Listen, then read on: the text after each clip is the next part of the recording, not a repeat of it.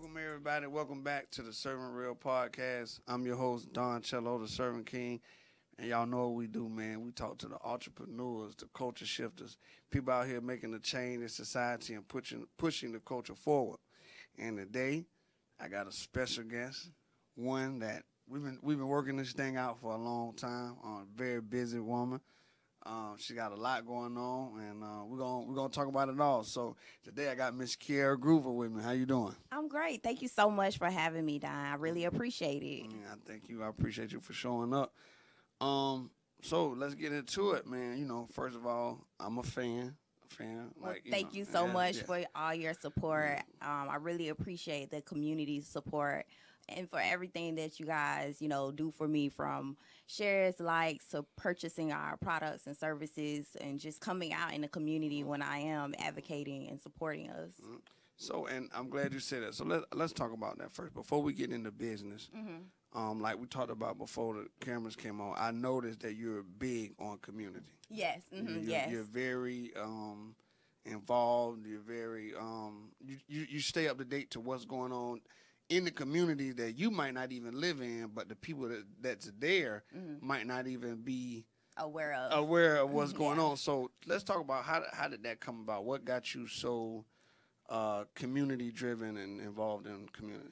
I think just my personal background. I always tell people that your life becomes full circle at some point in life. And so for me, I grew up with my parents did a great job raising me, but my mother was always at work. So, I did grow up. I did spend a lot of time with my grandparents, and my grandmother and my grandfather, who is my father's parents. They lived off of 12th Street, and across the street in the projects are R.L. Brown. So, I always seen community different. Even though when I left grandparents' house, I went and lived on the south side in my nice house, in my nice neighborhood. I had a very blend, I guess you could say, cultural or experience throughout life. I had a very blend experience from, just going to all white schools throughout grade, and then going to one of, I would say, the best HBCUs in the nation, Clark Atlanta University, where now it's all black, and I live in a city that's all black people, black executives. So I had a very interesting, experience throughout life. And so I think that, my grandparents, and seeing the things that, my cousins may have not had the opportunity to have, it's the same as me, kind of pushes me to be more community driven. And I just love us. And I know that, there's so much oppression against us that we have to overcome. And I believe that, if we stick together, and if you have advocates that will speak for the people that is voiceless, then we can change the laws. We can change the communities that we live in. I'm so glad you said that, because sometimes I think I'm crazy when I say things like that, but it actually takes us going outside of our community, seeing other communities, to kind of give us an idea. Okay, other people live like this, but how did they get like this, and we're like this, and then it makes us kind of come back and want to and make some change. So let me ask you, due to you seeing those other communities, seeing the other side of things, is that what got you into business, or did you always grow up wanting to be an entrepreneur? Did you have a job and you hated being, you know what I mean? Like, what was that well, I would start with my parents. They don't know anything about entrepreneurship. Right. They don't know anything about small business. My parents, they've been on their job 20 plus years. Okay.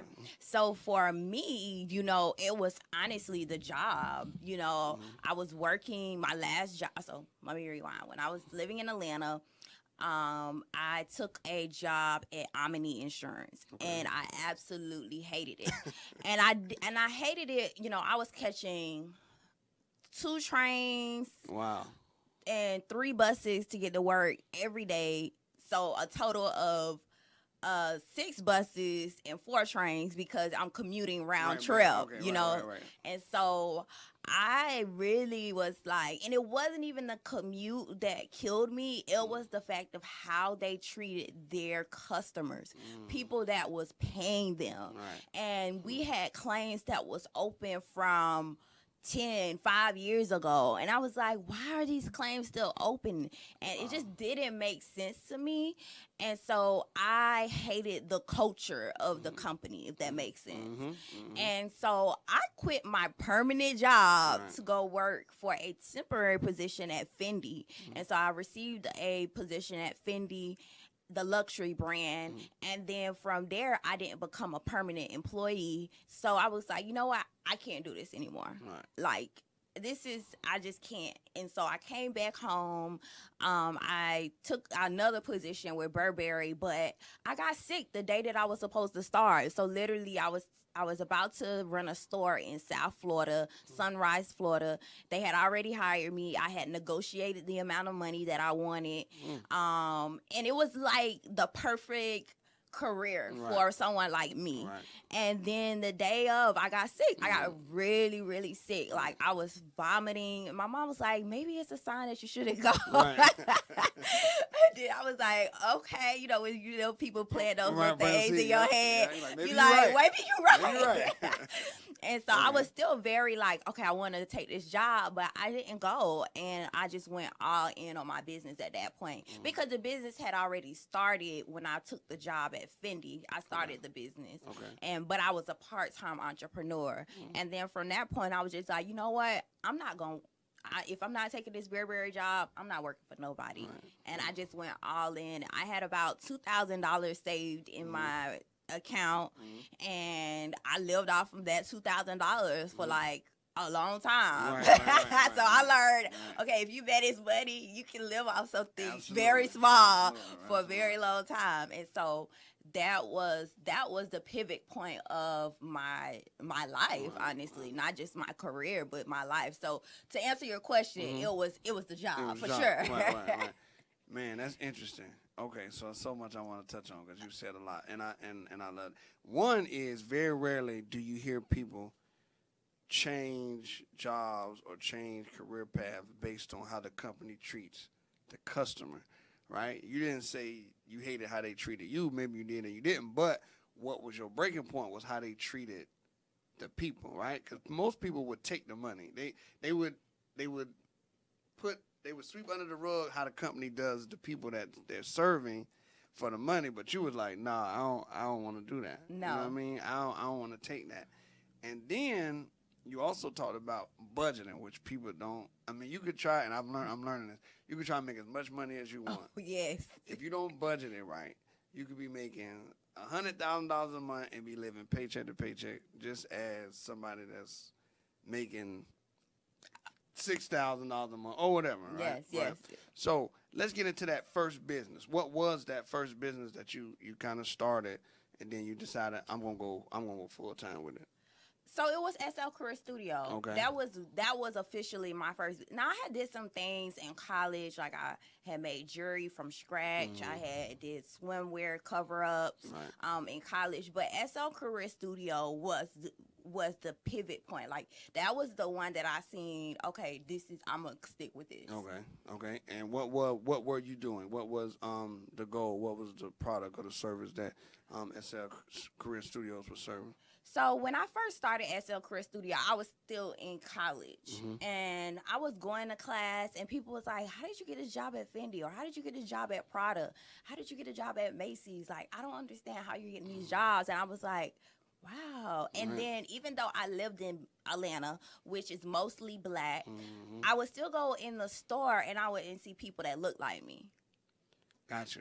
Okay. And so I was like, wait, I live in Black Atlanta, and people that working at these brands, they're there's white people, right. or they don't look like me, or they don't act like me. Right. And even if they're black, they still don't act like me. Right. They're not like cultured, like Right. they're not. I don't understand what's going on. Mm-hmm. And so from there, you know, I seen an issue, I seen a problem, and I provided a solution. Okay. And so the problem was the lack of diversity in the fashion industry, from luxury to corporate America. You know, there's a lack of diversity in the fashion industry, just like the music industry, just like the sports industry, especially when you go from corporate America, there's a lack of black people. And so I seen a lack of diversity, and I was like, you know what, I'm gonna start posting jobs. And that's what SL Career Studio, and that's why we have that career part, SL Career Studio. So we started just posting jobs, like literally posting jobs in the fashion industry. And that was, I thought, was going to be the base of this brand, was posting jobs in the fashion industry, and then I was going to move to the music industry, and then move to the film industry. I thought that was going to be the base of this company, but it is so much something different today. Because if I wouldn't have had you in here for this interview, I would have never thought anything about clothes, about fashion, because as I know you, and I'm pretty sure your biggest followers probably are familiar with you in real estate. Yes. Mm-hmm. So let's really dig into what was that transition like, going from posting jobs, and I know you had a plan to do this, but now you've shifted and you're very, very big into real estate. So how did that come about? So when I moved back to Jacksonville and decided to run my business full time, one of my mentors had said, hey, have you ever seen these resources? And there was like a list of resources that I think she sent me from coj.net, which is the City of Jacksonville website. And it had the chamber on it. And I joined the Jazz Chamber, not as a member, but as a entrepreneur that's looking to get education. So I joined their program called Jazz Bridges, which is a free program. I highly recommend entrepreneurs to try to get into Jazz Bridges. If you guys watch this video and need a recommendation, reach out to me.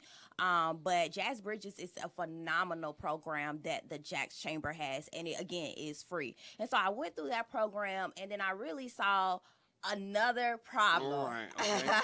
Another problem. We wasn't in there. We wasn't in there. We were not in there. And also, we just don't understand the process of contracting with large corporations.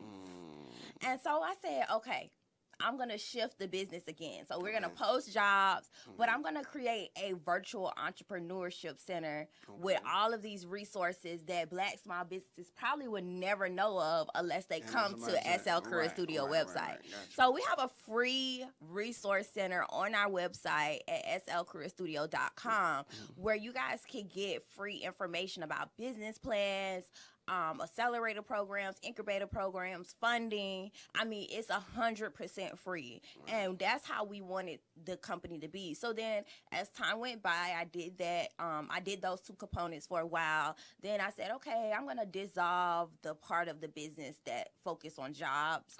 And then I'm going to just focus on, you know, career coaching and entrepreneurship development. And so I started going to HBCUs and teaching career development, career readiness, because, again, a lot of HBCU students just don't understand the process of how to create a resume, how to negotiate. We always take the bare minimum. And if you guys notice, when I talked about Burberry, I negotiated. And so I go to different HBCUs and I teach them how to negotiate, how to write a resume, how to write a cover letter, how to fix their LinkedIn, how to network to get the positions that they want. And so we kind of shift from posting jobs to career readiness, entrepreneurship development. And then last year during COVID, no, not last year, 2020 during COVID, it was right when COVID first started. And then that's when I got into real estate. So a lot of people think that I've been in real estate for 5 years, but it's honestly only been like a year and a half. And you know what? And I think I remember you posting that one time saying that, look, it ain't been that long. And that's, again, one of the things that drew me to you, because that says to me that in this short period of time, you've divested your energy, learn everything you can.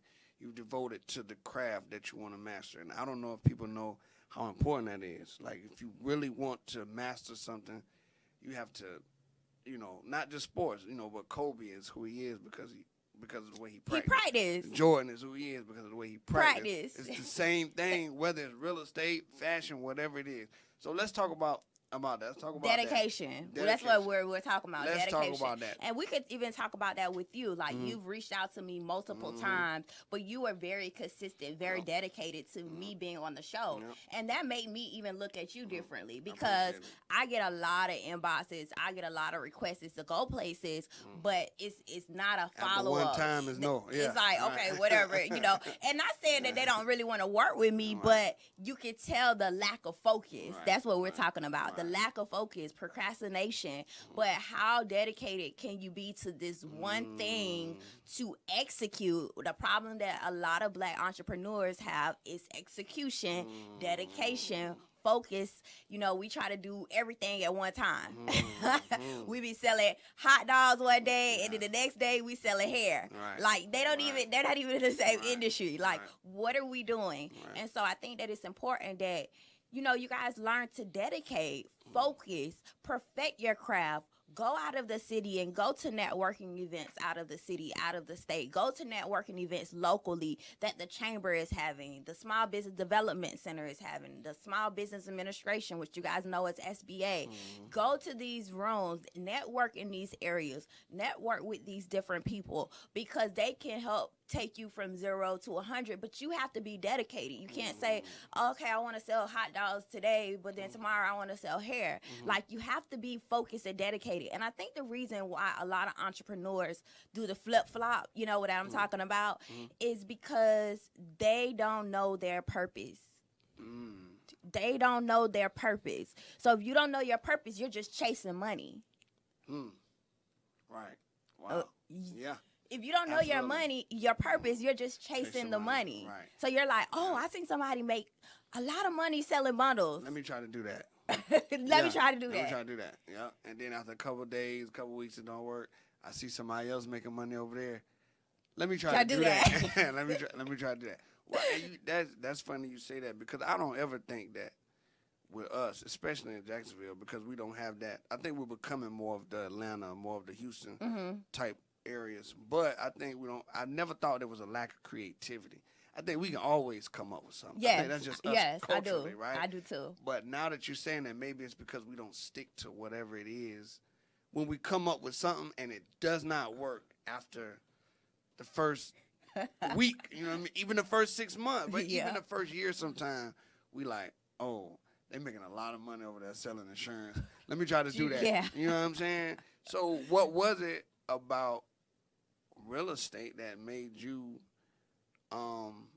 like dive into it and really dedicate your time to learning that? Again, I think my life just came full circle. When I was younger, my uncle was a millionaire. He was a real estate millionaire, and he lived in South Florida, and I used to go to Miami sometimes and see our family down there, that's my uncle from my mother's side of the family. And so we used to go there, and I would hear them, overhear them. I was ear hustling. Right. I was ear hustling as a child, and I would hear them talking about real estate, the tenants, and I didn't understand because my mom didn't own any real estate. My parents, my dad didn't own any real estate. Like, I didn't even know anybody in Jacksonville that owned real estate. So I was like, okay, what is this thing that they're talking about? And I think that it's always just been in my subconscious mind. And my grandfather, which is who my real estate business is named after, my grandfather, Robert Graves, he was a master at rehabilitation. He could rehab anything. He could add a bathroom to a house that didn't have a bathroom. And you go in the house and you thinking that it was originally had a bathroom. And so he was just that type of person. And I always remember him saying, like, oh, I want to, buy something in the Riverside, or I want to buy flip houses. But he never got to do that. He would just rehab other people's houses, but he never got the opportunity to start flipping them. And so I think that, my experience, my family history is so rich. I think that some of the things that I do is honestly just like in my DNA. Right, absolutely. And so that's how I became dedicated to that. It's because I just really was like, okay, I want to do this real estate. And so I also too, I think I was also again at a pivot point in the business where it was like, okay, we're making money, but we're not making enough of money. Okay. If that makes sense. Absolutely. Make a lot of sense. We making money in this business, but we're not making a lot of money. Right. So I probably need to do something else. Okay. And I'm a very firm believer of going back to what we just talked about, focusing and being dedicated. But this was a lot about at year 3 or 4 that I've had at SL Career Studio. So I was dedicated for like 3 years straight. Absolutely. And I was still like, we're not making enough money. What am I doing? Add, what can I add? What else could I do to, accreditate me? Okay. And so I went to an event in Brooklyn, New York. Mark Whitten. He is a real estate coach. He does wholesale, fix and flips, rentals. Yeah, he's been on the Breakfast Club before. Okay, yeah. And maybe so Earn Your Leisure too or something like that. I've seen him on somewhere. But probably on Your Leisure. Yeah, he probably has okay, been. Okay. And so I went to his event in Brooklyn, New York. It was a 2-day event. It was at the end of February. It was right before COVID had hit, because COVID hit in March. Yep. Well, they announced that COVID hit. Right. That's when they started to shut us down. Yeah. They announced it in March. And so I had already been to New York like 2 or 3 times prior to them announcing it. So I think that I had got COVID when I was going back and forth. I was like, dang, I'm starting to get really, really sick. Right. And I didn't know. I just thought I had a cold. Right.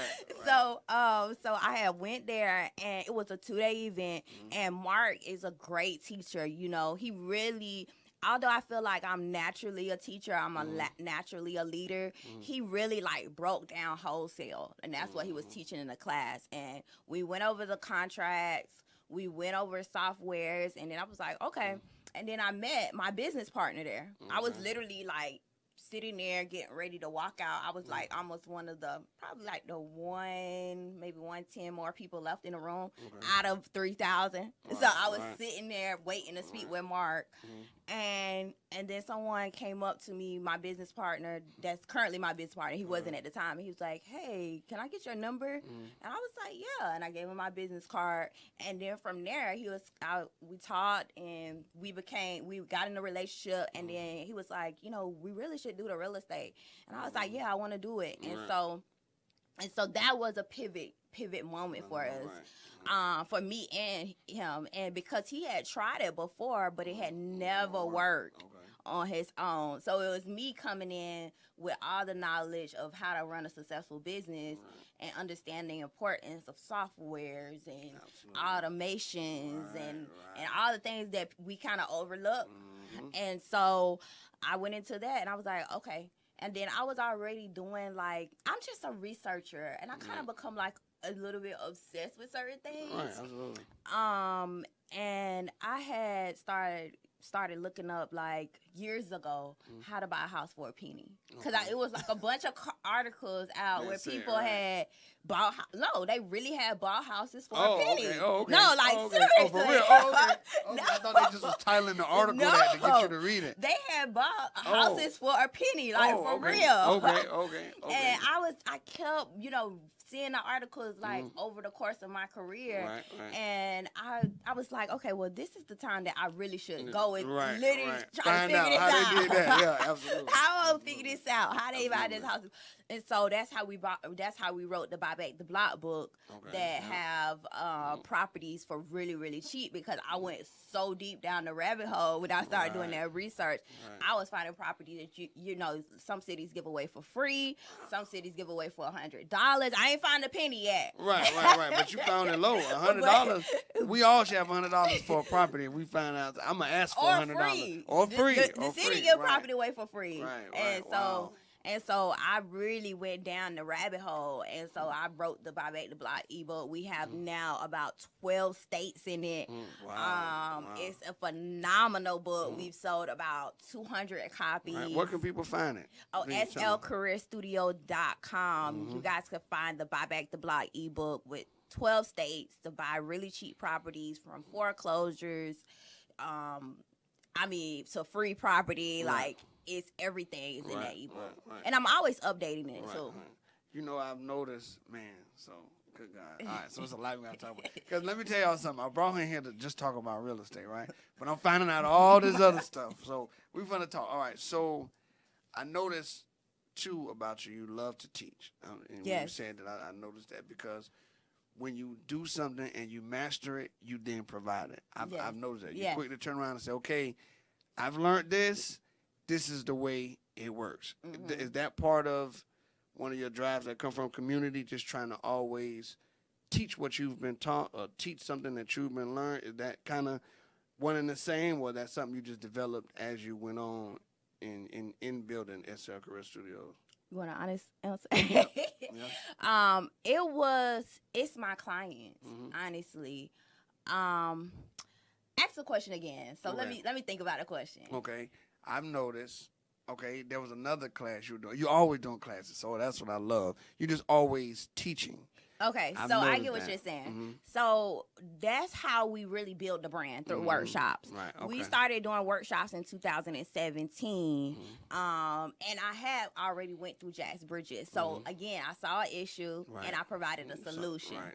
And so I saw that Black businesses really don't understand all of the resources that are free that can help take their business to the next level. So I started having low-cost workshops, $35, $50 before COVID. Right. And so you are right. So I'll see an issue. It's not necessarily I believe that I was a teacher until recently.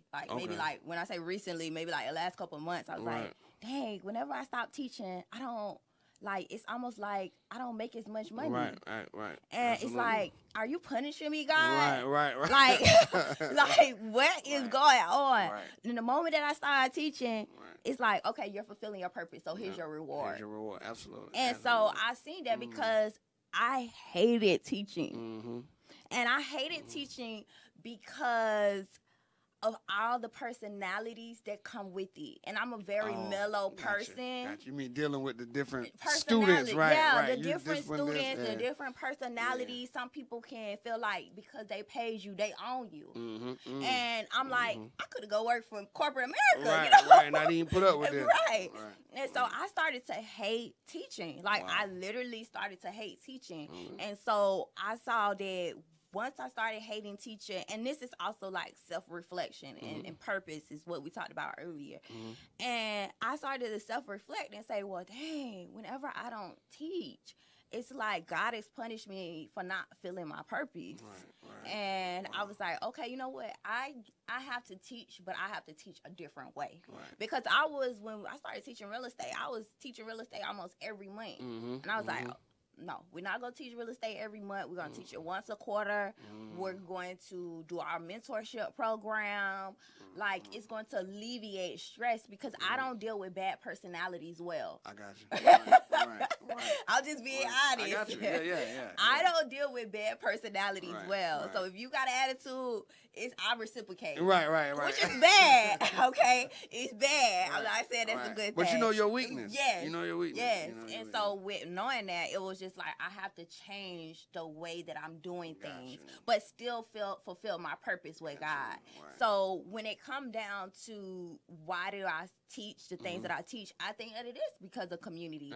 I see that the community has a lack of, and if the community is Black small businesses, that's still a community.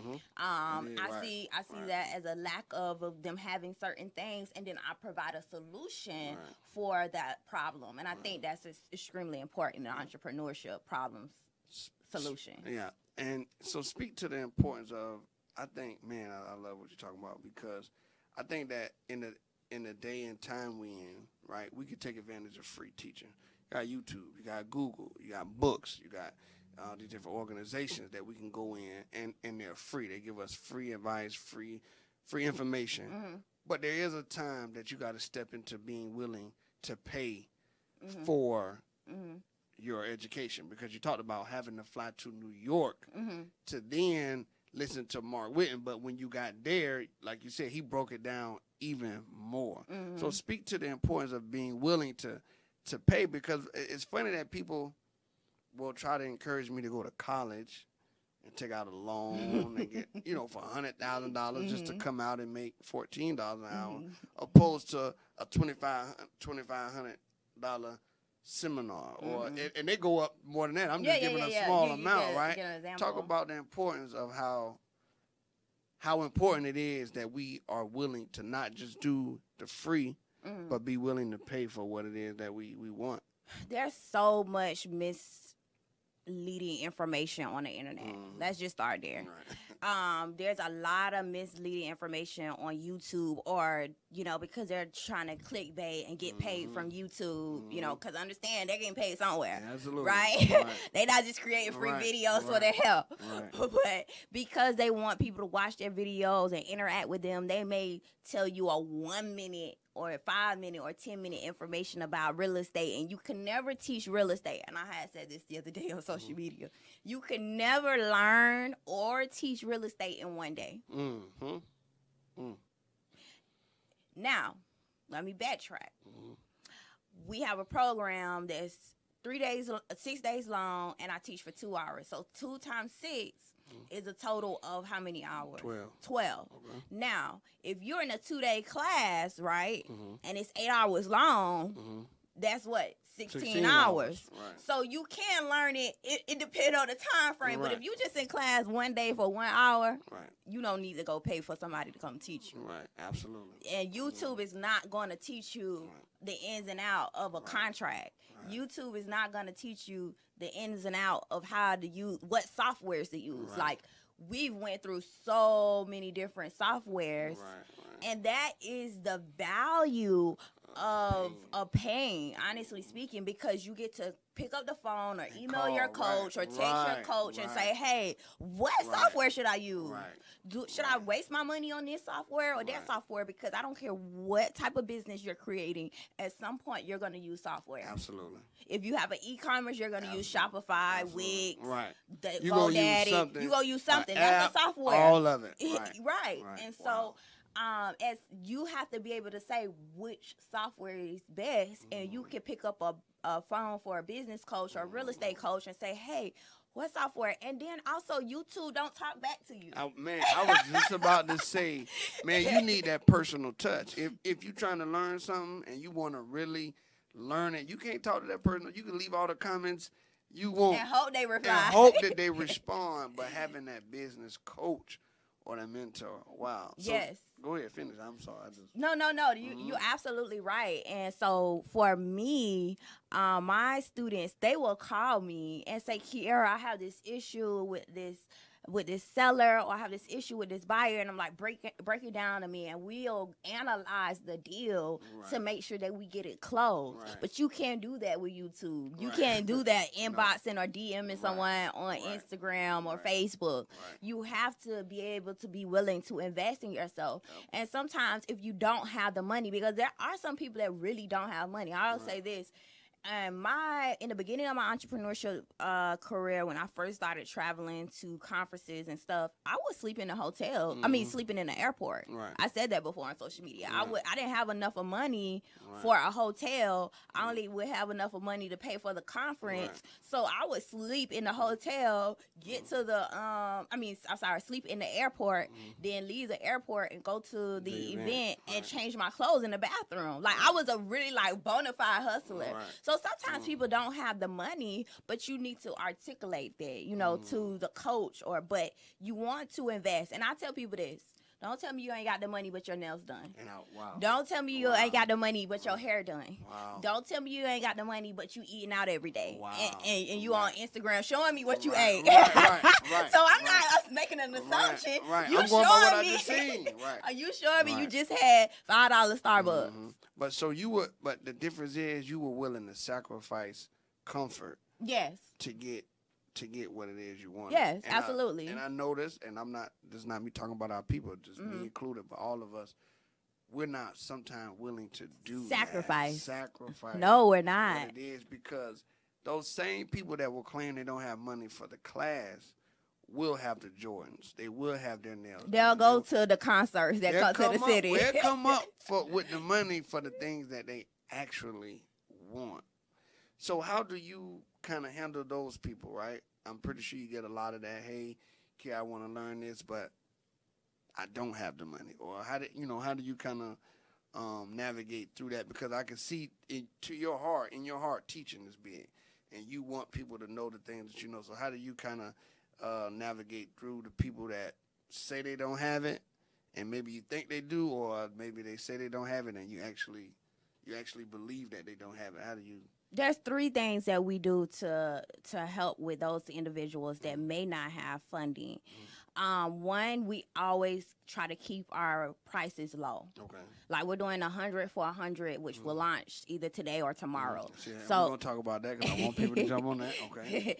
So we always offer like the stuff that I teach 6 days long. It really should be valued at 5,000 or 10,000. Right. You're not gonna find anybody walking this earth. Right. I don't care if you meet them. I want to see them. Introduce me to them. Right. You're not gonna be anybody, and even the person that taught me, and I love Mark, and I think he's a great teacher, but he really didn't teach me a lot about softwares. I learned that on my own through trial and error. And so you're not going to meet anybody that's constantly learning this stuff, constantly taking the time to self-educate themselves, to offer the quality that we offer to our audience for free. So we keep our prices at a low cost. That's one thing. The other thing, we have payment plans. Okay. And then the other thing, we do try to get certain people scholarships. Okay. So, maybe we might write a letter to, Florida Blue or the Jazz Chamber or, a large corporation and say, hey, these are the services we offer. We have X amount of people that can't, afford it. Would you be willing to sponsor them? So, sometimes we do it that way, the 2 out of 3 ways, 1 out of the 3 ways, but those are what we do. We find that the payment plan has really worked for us. They really do sign up for the payment plan, and that's helpful. And, again, you got to think about it. Some of these people, they put their wigs on the payment plan. They put their clothes during Christmas time on a payment plan at Walmart, the toys and all that stuff. So, your house is technically on a payment plan. It's coming out every month. So, the payment plan really shift again our business, and that was another shift for our business within the culture. And so we see that they sign up for the payment plan a lot. Okay, good. Okay, so man, this is okay. So before you go, please tell them about the 100 for 100. I seen you were talking about that a couple weeks ago. So please talk to the people about what's that, what it's gonna cost, what they're gonna get. Just break that down. So the 100 for 100 is our 6-day real estate class, which is a wholesale class. And you guys will get 3 contracts. You'll get 4 softwares. And it's literally me going through wholesale from beginning to end. How to get the deal, how to close the deal. We usually charge about $1,300 for this course. But we decided that there's so much misleading information right here in our city about real estate that we wanted to just offer this 6-day class to 100 people for $100. But this is the kick, right? We have to have 100 people. If we don't get 100 people, then we'll refund everybody and cancel it, because it's important that we reach this level of audience, because everybody wants to learn real estate. So let's share it with our family. Let's share it with our cousins. Let's share it on our platforms and help other people, because there's more than enough of money for us all to be made. Actually, one of my mentors, his company name is Kiera Groover, and he has a network of about 100,000 people, and they're all wholesalers, and they're all making money, and they're partnering together. So we can have 100 people get into the class. 50 could be on the acquisition side, and then 50 could be on the disposition side, and you guys can all own your own businesses, but partner together to close the deals. And so it's not just about to get 100 people to say we got 100 people. It's also to teach our people how to work together, how to collaborate, how do we network with each other, how do we climb up the ladder of success together, because we see it happening so much with the JWB, with the Yellowbirds, with the they're like beasting collaboration. Even if they hate each other. They put their personal feelings to the side and deal with business. Yes. Wow. And so that's what the 100 for 100. So 100 people for $100, 6 days in the evening from 6 p.m. to 8 p.m. Eastern time will be in class via Zoom. You guys will get all of the information you need. to be successful in wholesale. So tell everybody where they can find you. What website, Instagram, Facebook, wherever you located, and people can contact you if they need something. Please give them your information. Yeah, so reach us at our business name, SL Career Studio. slcareerstudio.com is our website. We have a ton of free information on there. Our ebook, Buy Back the Block, is on there. Our mentorship program, our course, 100 for 100, will be on there either today or tomorrow. You can also reach me personally at Kiera Groover, Ki-ERA Groover, Groover.